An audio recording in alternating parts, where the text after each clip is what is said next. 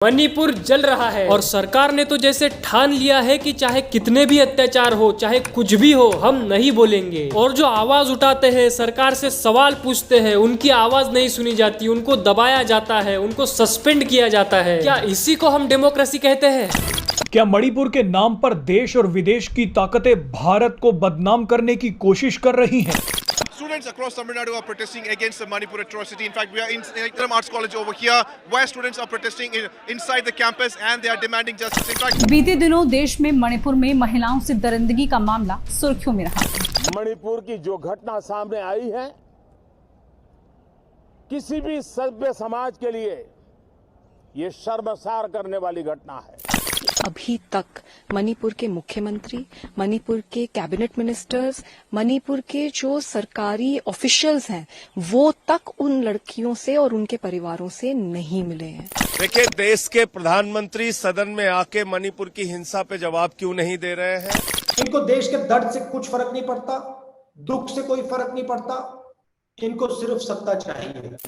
अब ये वायलेंस कैसे शुरू हुआ, इसको समझने से पहले आप ये समझिए कि मणिपुर में जो ये वाला एरिया है वो हिल एरिया है और ये जो एरिया है वो वैली एरिया। और मणिपुर में मेनली 3 कम्युनिटीज रहती है, नागा, कुकी और मैथी। अब इनमें से नागा और कुकी कम्युनिटी के जो लोग हैं वो हिल एरिया में रहते हैं, यानी इस वाले एरिया में, और मैथी कम्युनिटी के जो लोग हैं वो वैली एरिया में रहते हैं। अब मणिपुर की 90% जमीन जो है वो हिल एरिया में आती है, जहाँ नागाज और कुकीज रहते हैं और उनकी पॉपुलेशन लगभग 35% है। और ये जो 10% एरिया है यहाँ मैथीज रहते हैं, जिनकी पॉपुलेशन लगभग 65% है। अब जिस 10% जमीन पर मैथीज रहते हैं वहाँ इंफ्रास्ट्रक्चर, हॉस्पिटल, स्कूल, ये सारी सुविधाएं हैं जो कि हिल एरिया में रहने वाले लोगों के पास नहीं है। हिल एरिया में रहने वाले लोगों के पास ये राइट्स है कि वो मणिपुर में कहीं भी जमीन खरीद या बेच सकते हैं और उनको जॉब्स वगैरह में रिजर्वेशंस भी है, जो कि वैली एरिया में रहने वाले लोगों के पास नहीं है। और इसके ऊपर इनके बीच अनबन होती रहती है। पर आज जो मणिपुर जल रहा है उसकी शुरुआत हुई थी फरवरी में, जब मणिपुर के हिल एरिया के गांव में से लोगों को निकाल दिया,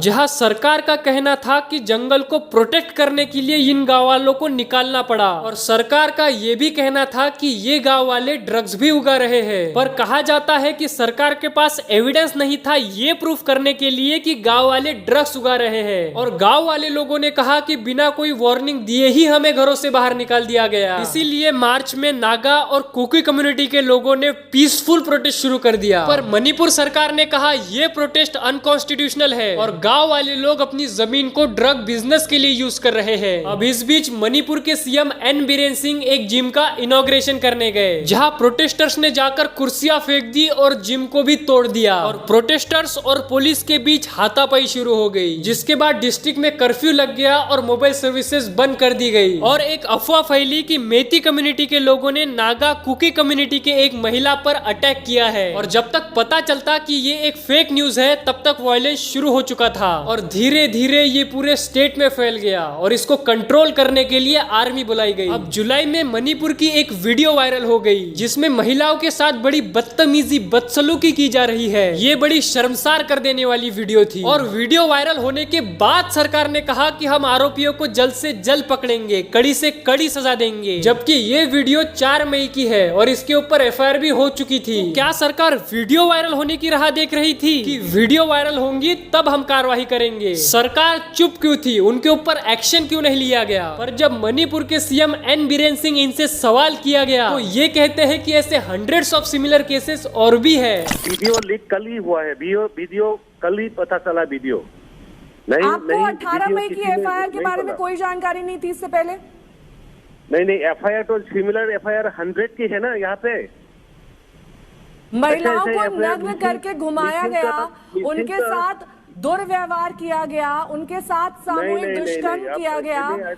इस बारे में सीएम को नहीं पता चला सूबे के? एलिगेशन नहीं सुनना है, ग्राउंड रियलिटी देखना है आप लोग। Ground reality, hundreds of cases, similar cases अभी हुआ है। और ऐसे हंड्रेड्स ऑफ सिमिलर केसेस और भी है, तो सीएम साहब आप क्या गिनती कर रहे हो? एक्शन कब लोगे? अब पुलिस भी डिवाइड हो चुकी है नागा कुकी कम्युनिटी और मेथी कम्युनिटी के बीच। और हमारी मीडिया तो सवाल नहीं करती, वो तो सीमा दीदी को दिखाने में बिजी है। और अगर कोई सवाल पूछे तो उसे सस्पेंड कर दिया जाता है। क्या इसी को हम डेमोक्रेसी कहते हैं? अब मणिपुर में चल रहे वायलेंस के ऊपर आपका क्या कहना है? आप कमेंट में लिखकर बता सकते हो। और वीडियो अच्छी लगी हो तो लाइक और सब्सक्राइब भी कर सकते हो।